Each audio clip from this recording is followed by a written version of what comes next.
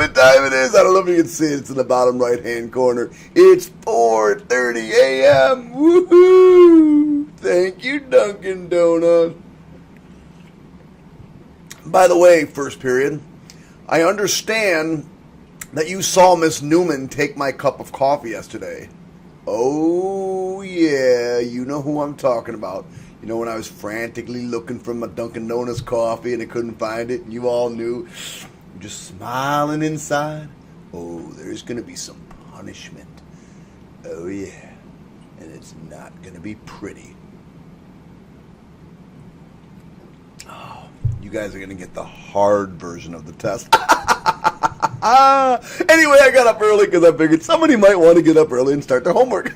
No, I just got up early because I was too excited to make this video and drink some coffee. No, not really. I just got up early. I don't know why. Ooh, wow, that's crazy. Ooh, wee. Now let's see if I can move it. Come on, piece of junk. I haven't videoed in so long, I don't even know what I'm doing anymore. Let's try this again. Move over. There we go. All right, so let's talk about some rules of exponents. Woohoo! This shouldn't take too long. Hopefully not too long. Anyway, you guys already know a few rules of exponents. You know the power rule. So when you have an exponent raised to an exponent, you multiply the exponents. Let me give you an example. What we have here is this. Now, if this 2 wasn't here, that 2 kind of complicates things a little bit. What we have here is x cubed squared. Now, what you really have is this. 2x cubed times 2x cubed, because that's what squared means, right? Well, this is 4x to the 6. If you remember, when we multiply, we add the exponents. Now, having said that, we don't want to do it that way. That's kind of boring. So what we do is okay, 3 times 2 is 6, so it's x to the 6. But we also have to do 2 squared. Don't forget to do that, and that's 4. There we go. Moving over. Now, when we multiply, as long as the bases are the same, when we multiply, we add the exponents. Okay, so let's tackle this baby. First things first, we're going to multiply these 2 numbers together. They're just numbers. We just multiply them. Again, because multiplication is commutative, I can multiply in any order I want. Isn't that special? Coffee. So, 4 times 6 is 24. X cubed times x to the 4th is x to the 7th. Woohoo! Moving on. All right. When we divide, though, what we do is we subtract the exponents. Subtract the exponents. So here's what we're going to do. First of all, 20 goes into 80 4 times. So when I subtract these exponents, what I get is 4x. Now 10 minus 12 is negative 2. So that could be the answer. And this is going to kind of lead us in what we're also going to talk about. But more than likely, what answer you're going to give me is this.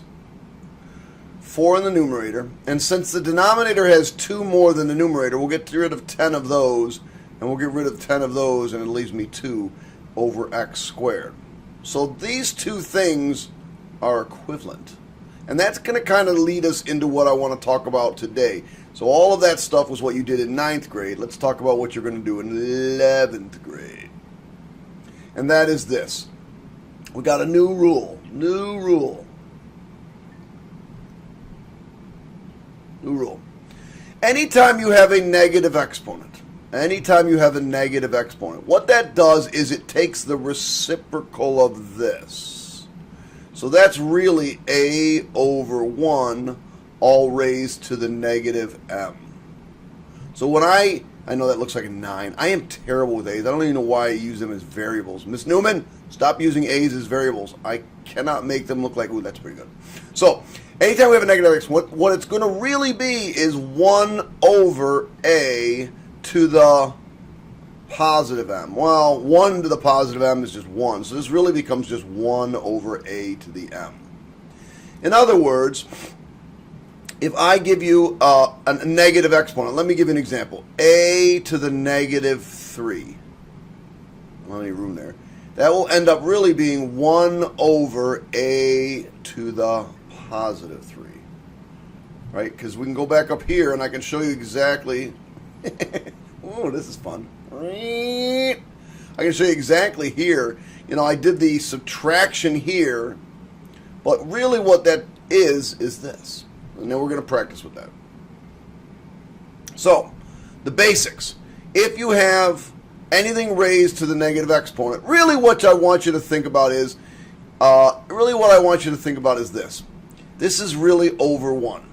If it's a negative exponent, it's going to move it down here. Now, we can't lose the numerator, so we'll have a 1, and we get x to the positive 1 or just x. Now, you have to really be careful here because this is where it gets a little bit tricky, so we need coffee. You know what I'm going to do? I'm going to stop for a second. I'll be right back. I know you don't know that, but I'm going to. You caught me. All right, so I said before I left, we've got to be careful with this one. So this is where kids are going to get into trouble. I thought I changed the green pen. You're going to get into trouble with these ones. Because what we really have here is 3 times x to the negative 4. In other words, this exponent only goes with the x, not with the 3. So let's deal with the x part first. Let's think about what this thing represents. This thing represents 1 over, again, it's going to go to the denominator, x to the positive 4. But what we really have is 3 times that. Now that 3 is really a 3 over 1. So what I really have is 3 over x to the positive 4. So if I go back to the beginning and think about this, then what I really want to say is what I have is this. This thing is the only thing being raised to the negative exponent. So it's going to come down here. So what I have is 3 over x to the negative 4. Now let's contrast that with what we have right here. This whole thing is being raised to the negative exponent. The whole entire thing. All of it. Sound like Chamberlain. So, if this is over 1, this whole thing is going to come down here. Now, we got some extra work to do on this one, so watch how this one works. 1 over 3x to the positive 2. But I'm not done yet. Not done yet. So, it's really 1 over, now it's 3 squared, which is 9, x squared, which is x squared. What do you think? Going pretty good so far? There we go. Now let's see what we got here. Let's put this all over 1. The 5 doesn't have a negative exponent. It stays. The x has a negative exponent. It's coming down. Y has a positive exponent. It's staying. WZ has a negative exponent. It's coming down. So here's what we end up with after the first iteration. The 5 stays and the y squared stays. This x comes down, so it becomes x to the positive 3. WZ to the positive 2. Now what this really is 5y squared over, yes, that's a y, x cubed, w squared, z squared. Right? Done. This whole thing's being raised to the negative exponent, so we're going to put this over 1. You get tossed down there. So you become 1 over 3m squared to the positive 3. Remember, when it comes down, it becomes positive. So what this really is 1, 3 cubed, 27, exponent raised to an exponent. We multiply the exponents. Don't forget that. So we get m to the 6th. All right, now we're going to get a little funky. Here's what we're... All right, now we're going to get a little funky. So here's what we're going to do. First thing we're going to do is think about this. Oh, crap. Give me a second. I hate when it does that. Oh, my gosh. There is no negative on there. All right, so maybe you don't have a negative on yours either. Let's throw a negative 4 on there. just for fun. Wow, that's really a fat pen. So since this is negative, it's going up. Since this is negative, it's going up. Remember, so here's the trick. If it's got a negative exponent and it's in the numerator, it goes to the denominator. If it's in the denominator, it goes to the numerator. Got it? So that means these, because they're negative, are coming down. All right, so I've done all that. Let me erase all that crap. Let me give you a real pen in there. So these are going up. So now in the numerator, I had x to the 3. I'm going to bring up 2 more, so that's x to the 5th. Now, I'm not really breaking any rules, because remember, the rule is if you divide, you subtract the exponent. So that's 3 minus negative 2, which is positive 5. So it's x to the positive 5. All right, these y's are coming down. Really what I have here is y to the negative 2 times, and then the bottom's got a y to the 1. So minus 1, that's y to the negative 3. But if they're on the negative 3, then don't they go to the denominator? So if I bring these two down, when they go to the denominator, they become positive. So that leaves me y to the positive 3 here. And we said this was a 4, right? So we're going to bring the z to the 4th up here. Done. Oh, I better pause before we do these. These are a little bit more tricky. All right. Before I do my tricky exponent questions, I take some Dunkin' Donuts coffee. Makes me feel better about myself, especially in my first period class who doesn't let me know when my coffee's missing. Man, you guys are in trouble. You all knew that. Just let her do it. I'm sending you to her class. That's the punishment. You have to go to Newman's class from now on. All right. What does this one mean? Remember, if I put this over 1, by the way, you can't do these. You cannot put these two together. You're about to see that in a second. Don't try to put these things together. It's not going to work. The only way I can combine things that have the same base is if they're exactly the same exponents and if they're like or similar terms. Remember that like or similar terms things? You're about to see what these things really are.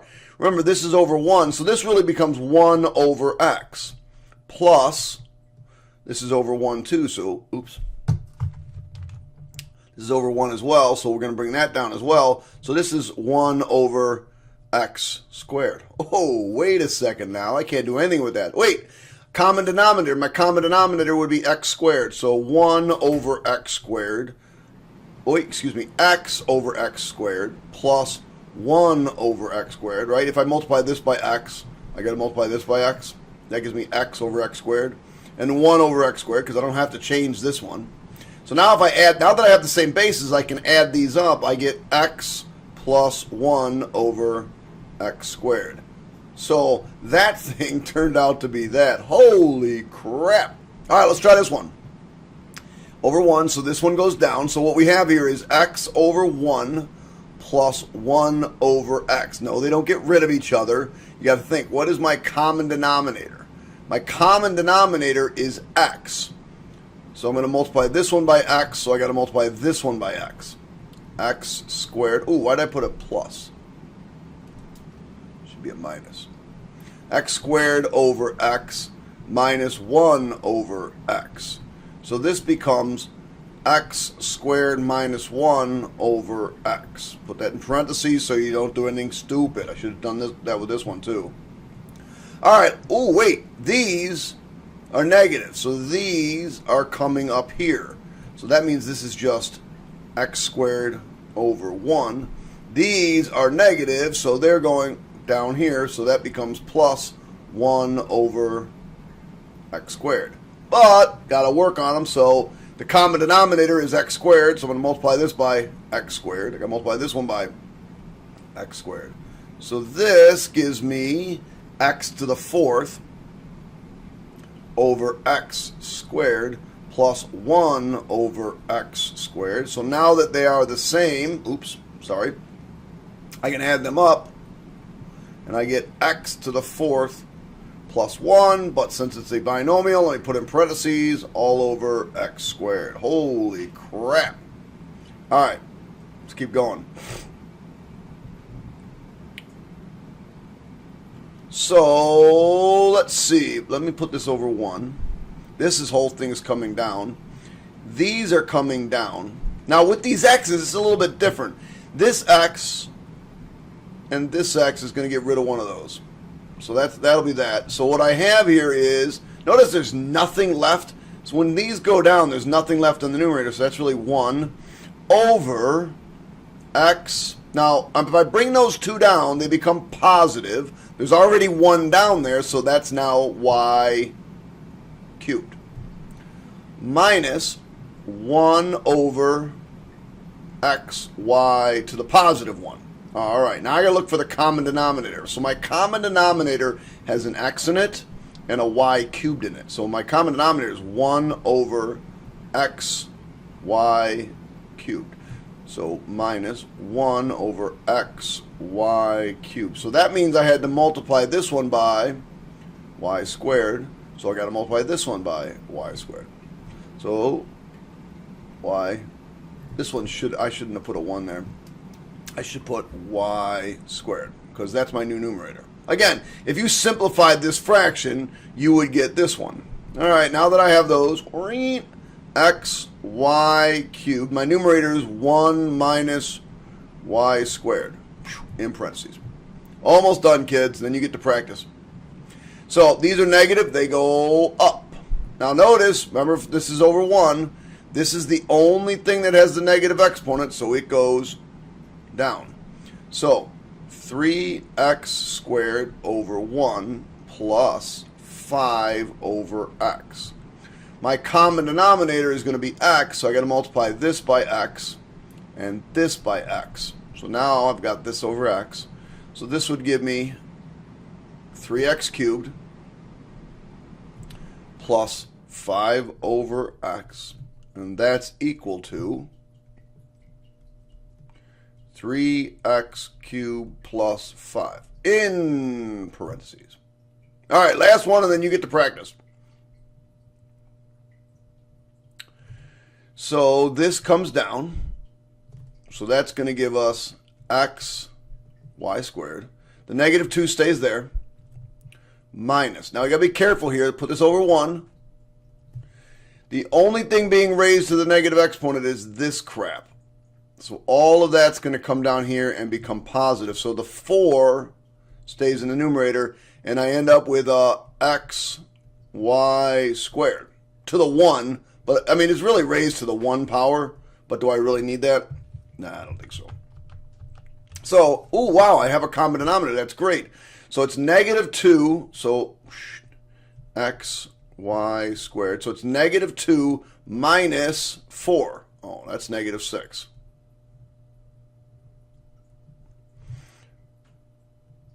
What I want you guys to do is try to do these 6 problems on your own.